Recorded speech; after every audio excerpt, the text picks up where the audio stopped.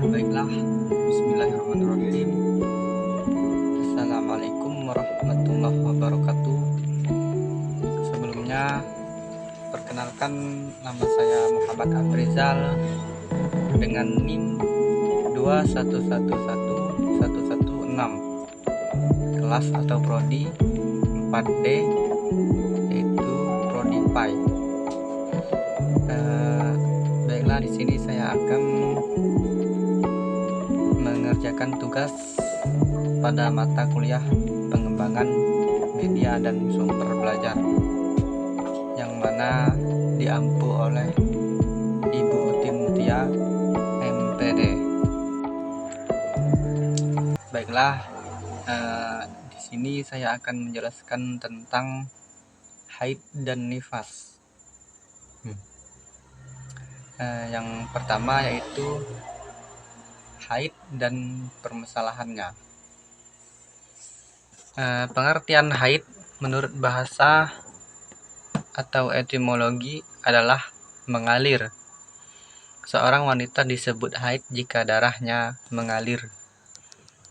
Yang dimaksud dengan darah yang mengalir ini yaitu darah yang keluar dari kemaluan perempuan dalam kondisi sehat, bukan yang maksudnya dalam kondisi sehat, bukan karena penyakit ataupun kehamilan. Ciri-ciri darah ini yaitu berwarna merah, agak kehitam-hitaman, kemudian kental. Darah yang adapun perbedaannya dengan darah yang berwarna kuning atau keruh itu bukan haid. Dan darah yang keruh atau berwarna kuning ini apabila datangnya pada hari-hari haid. Jika pada hari-hari lain maka tidaklah dianggap haid. Berdasarkan hadis Ummu Atiyah radhiyallahu an, ia berkata, kami tidak menganggap haid atau darah yang berwarna kuning dan keruh setelah suci. Setelah haid itu suci ya. Baiklah, kemudian selanjutnya berlangsungnya haid. Batas minimal dan maksimal keluarnya darah atau haid tidak dapat ditentukan dengan pasti, karena dalil-dalil yang dijadikan sebagai acuan penentuan batas minimal dan maksimal haid sebagian berstatus marfu, namun tidak sahih. Karena itu, ia tidak bisa dijadikan pegangan dalam menentukan batas minimal dan maksimal keluarnya darah haid.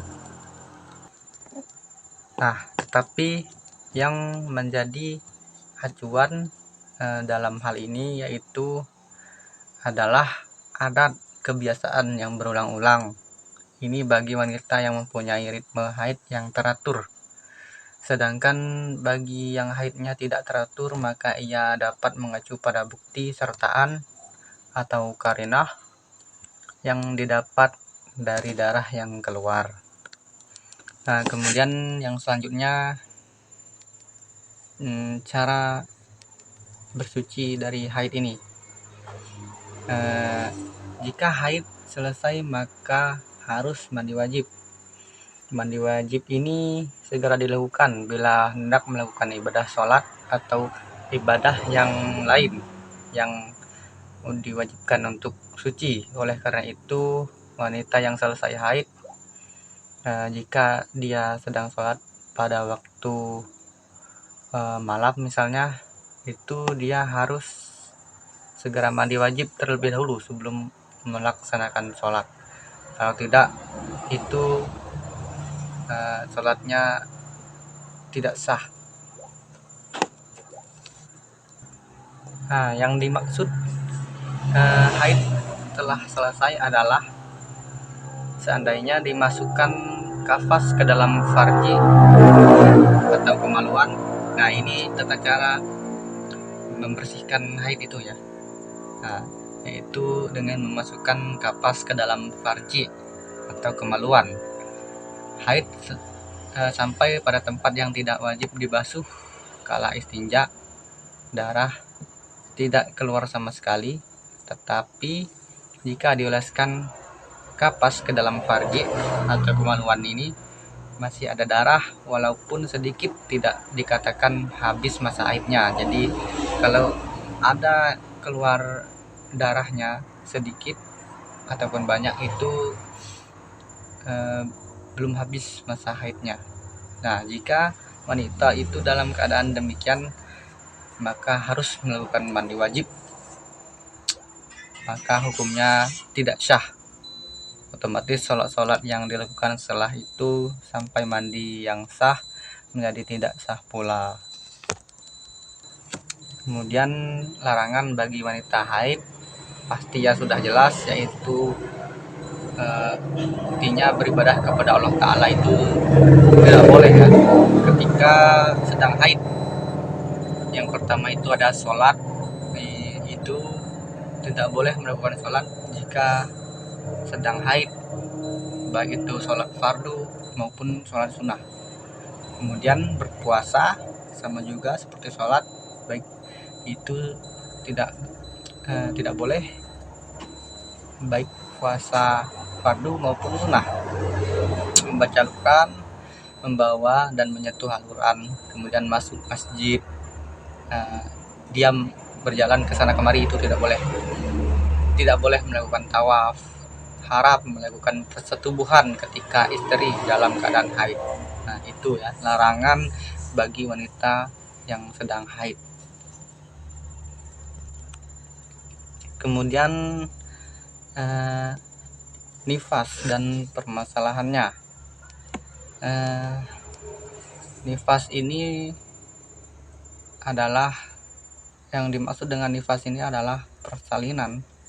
Sedangkan menurut istilah itu nifas adalah darah yang keluar dari kemaluan wanita pada saat melahirkan ataupun setelah jika bayi lahir prematur. Pengertian dari nifas adalah darah yang keluar dari seseorang wanita karena melahirkan, meskipun anak yang dilahirkan itu mengalami keguguran. Ada juga pendapat lain mengatakan nifas adalah darah yang keluar dari rahim seorang wanita setelah melahirkan, walaupun anak yang dilahirkan berwujud manusia atau masih berupa alaqah atau masih berupa darah kental atau segumpal darah. Itu ya, itu yang dimaksud dengan nifas. Kemudian masa nifas atau waktu maksimal dan minimal nifas ini tidak ada batasannya sama sekali. Terkadang hanya keluar pada saat melahirkan, lalu setelah itu langsung mampet. Kemudian tanda-tandanya sama seperti mampetnya darah haid, dan adapun maksimal masa nifas ini yaitu 40 hari. Lebih dari itu tidak bisa disebut darah nifas apabila lebih dari 40 hari ini. Kemudian suci di antara haid dan nifas. Kalangan mazhab Hanafi berpendapat bahwa suci di sela-sela nifas dan haid adalah haid. Kemudian begitu pula di sela-sela nifas dan haid pada masa nifas menurut Abu Hanifah dianggap sebagai nifas.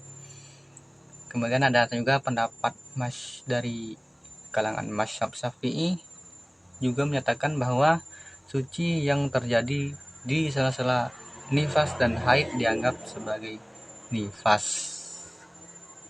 Kemudian ada juga mazhab Maliki menyatakan kondisi suci dan wanita yang mengalami wajib mandi pada hari di waktu darah tersebut berhenti jika berpuasa, salat, dan boleh berhubungan badan.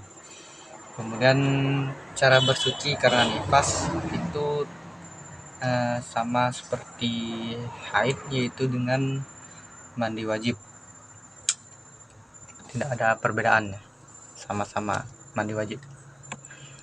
Kemudian larangan bagi wanita yang sedang nifas sama juga seperti haid, yaitu sholat, puasa, dan lain sebagainya. Baiklah, mungkin hanya itu saja yang dapat saya sampaikan. Lebih dan kurangnya saya mohon maaf. Kepada Allah saya mohon ampun. Wallahumma fiq ila qawm trik. Wassalamualaikum warahmatullahi wabarakatuh.